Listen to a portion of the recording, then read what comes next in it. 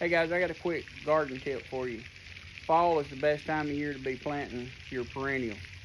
If you like a pop of color, bring in the pollinators. These 4 plants is the ones you need. Lantana. Lantana can sprawl out on the ground and be used as a ground cover, or you can train it up like this as we did on a trellis. It gives you color all summer through the fall until your first frost.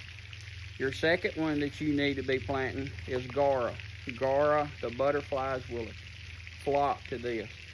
It's full sun and it will just give you color and keep blooming all summer and fall. The third one you need is Coreopsis.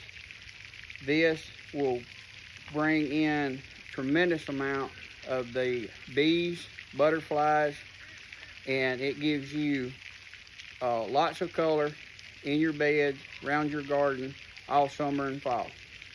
And the last one that you need is coneflowers. Birds love these coneflowers. They'll give you continuous blooms all summer, all fall, until frost comes in. And remember, perennials come back every year. So think about this. Fall is the time to be planting your perennials. It's the best time to get them in the ground. Hope this tip helps.